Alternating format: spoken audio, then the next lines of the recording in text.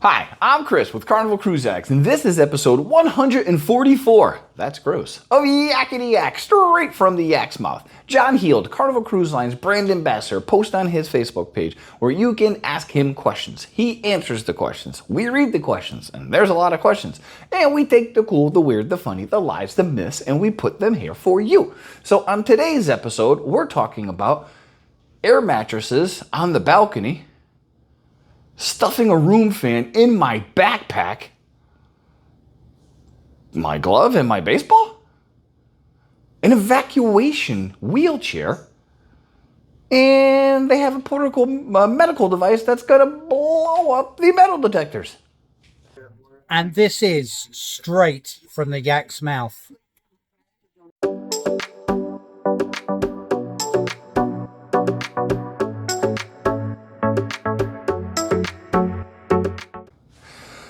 All right, question one. This cruiser asked if air mattresses are allowed on the balcony so they can take a little nappy poo during the day. They love listening to the water and think it would be great.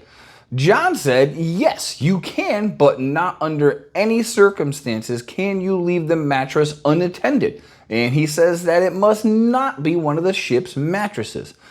Me personally, I'm surprised he said yes, because these things are super light. If you step inside to hit the can and a gust of wind comes by, poof, there goes your air mattress and you got turtles surfing through the Atlantic. So I'm surprised he said yes, but yes, you can bring an air mattress on your balcony. Question two.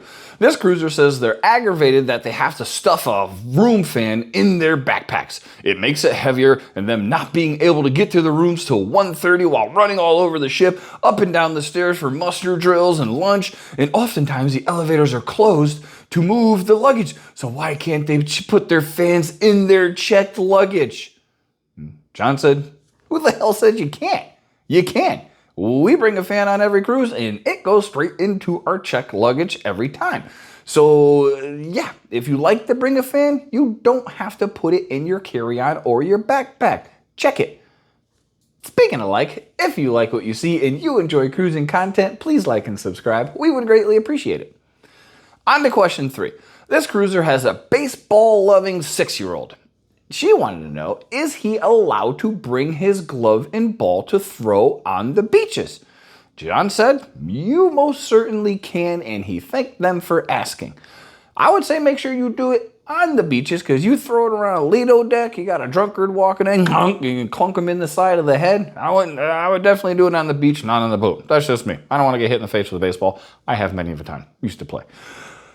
Question four. This cruiser saw on their wheelchair group on Facebook, this ought to be good, that someone got denied because they didn't purchase an evacuation chair.